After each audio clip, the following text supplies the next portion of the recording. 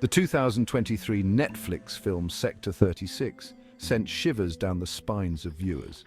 This film, with its gripping narrative and intense performances, captivated audiences worldwide, leaving an indelible mark on the psyche of those who dared to watch. This chilling thriller wasn't just a work of fiction, it was a harrowing tale that blurred the lines between reality and imagination, drawing viewers into a world where the unimaginable became all too real. It drew inspiration from a real-life nightmare that unfolded in Noida, India between 2005 and 2006. The serene streets of Noida, often bustling with life, became the backdrop for a series of events that would forever scar the community. The film, like a dark mirror, reflects the horrific events of the Nithari serial murders. These events, shrouded in mystery and terror, were brought to life with chilling accuracy, making viewers confront the darkest aspects of human nature. These killings shook the nation and exposed the darkest corners of the human soul. The sheer brutality and senselessness of the crimes left an entire nation grappling with fear and disbelief, questioning the very fabric of their society. The film's title, Sector 36, refers to the locality in Noida where the crimes took place. This seemingly ordinary neighborhood, with its quiet streets and unassuming homes, became synonymous with horror and dread. It serves as a chilling reminder of the horrors that unfolded in this seemingly ordinary neighborhood. The once peaceful community was forever changed, its residents haunted by the memories of the atrocities that occurred. Behind closed doors, a sinister plot was brewing, orchestrated by individuals capable of unimaginable cruelty. The film delves deep into the psyche of these perpetrators, exploring the motivations and twisted desires that drove them to commit such heinous acts. The Nithari case, with its gruesome details and complex legal battles, continues to haunt India to this day. The legal proceedings, filled with twists and turns, kept the nation on edge as justice was sought for the innocent lives lost. The film captures this ongoing struggle, reminding viewers that the scars of such events run deep and the quest for justice is never truly over. At the heart of this macabre tale lies a two-story house in Sector 31, Noida. This house, with its overgrown lawn and nondescript appearance, seemed like any other suburban home. This seemingly ordinary residence housed a sinister secret. Its facade gave no hint of the horrors that lay within. It was owned by Moninder Singh Panda, a wealthy businessman. Panda was well known in the community, often seen in his sharp suits and polished demeanor. Living with him was his domestic help, Surinder Kohli. Kohli, always by Panda's side, was a quiet and unassuming figure, blending into the background of daily life. Behind their unassuming facade, a reign of terror was being unleashed. The house, especially at night, took on a more ominous presence, casting long shadows that hinted at the darkness within. Between 2005 and 2006, numerous children, mostly young girls, vanished from the streets near Panda's house. The walls of the neighborhood were soon plastered with missing children posters, each one a heartbreaking plea for help.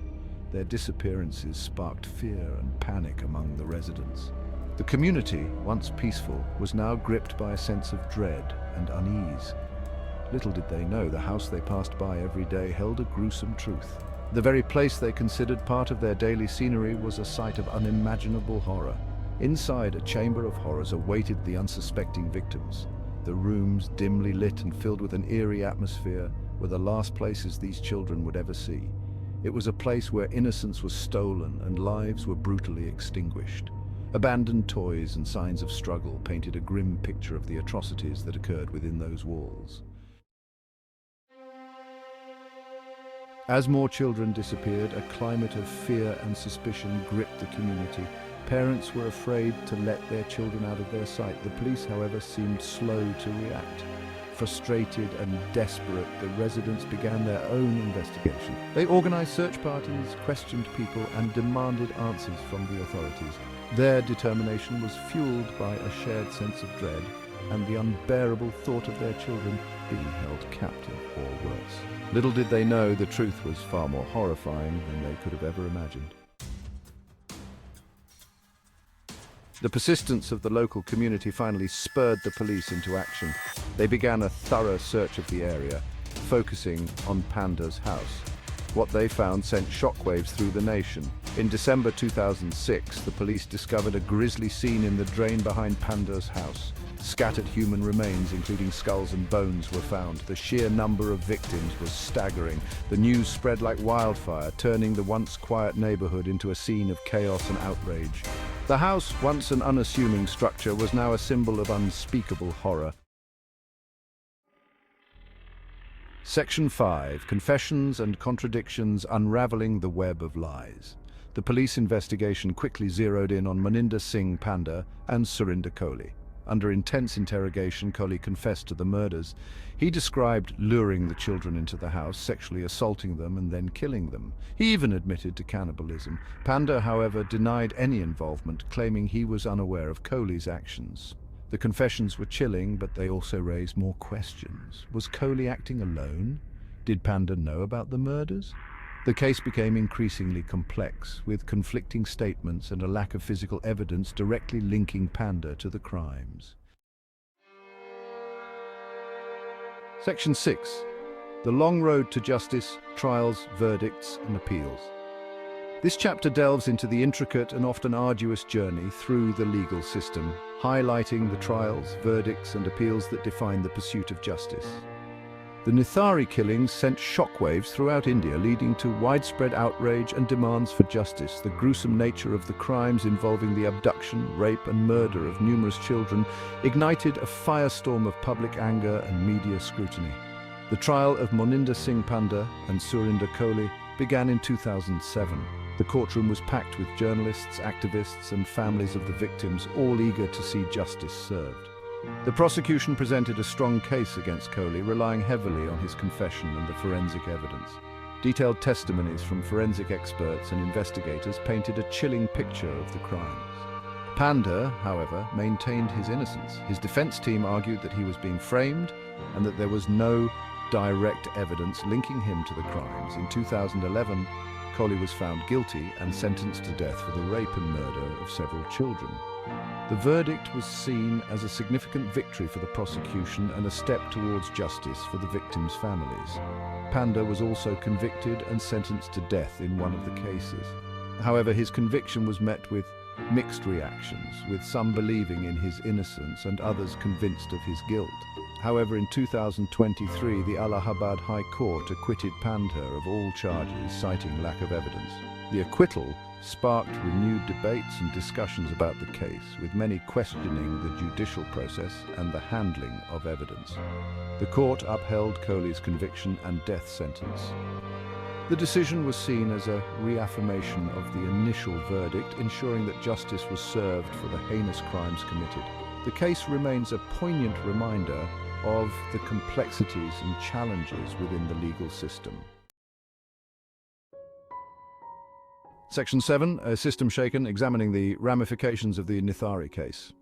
The Nithari killings and the subsequent legal proceedings had a profound impact on the Indian legal system. The case highlighted the need for police reforms, especially in handling missing children cases. It also raised questions about the death penalty and the handling of evidence in court. The acquittal of Maninder Singh Panda, despite his initial conviction, sparked a debate about the burden of proof and the presumption of innocence. The case served as a stark reminder of the complexities of the legal system and the challenges in ensuring justice for all. Section 8. Scars that remain. The unending agony of the victims' families. While the legal battle raged on, the families of the victims were left grappling with unimaginable loss and grief. The Nithari killings robbed them of their children, their sense of security, and their faith in humanity. Many families continue to struggle with the trauma of losing their loved ones in such a horrific manner. They have shown immense courage and resilience in their fight for justice, but the pain of their loss will never truly fade. The Nithari killings serve as a chilling reminder of the devastating impact of violence on families and communities. Section 9, Beyond the Headlines. Reflections on a society grappling with evil. The Nithari killings were not just a crime. They were a reflection of a society grappling with darkness. The case exposed the vulnerabilities of children, especially those from marginalized communities. It highlighted the need for greater awareness about child safety and the importance of community vigilance. The case also forced India to confront the uncomfortable reality of evil lurking in the shadows. It shattered the illusion of safety and left many questioning the very fabric of society. Section 10, Conclusion. Seeking closure, demanding accountability. The Nithari killings remain a dark chapter in India's history. The case, with its gruesome details and complex legal battles, continues to haunt the nation.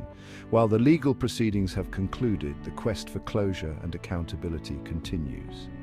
The families of the victims still yearn for justice, for answers that may never come. The Nithari killings serve as a stark reminder of the fragility of life and the importance of protecting the most vulnerable members of society. It is a call for greater vigilance for a society that prioritizes the safety and well-being of its children. Only then can we hope to prevent such horrors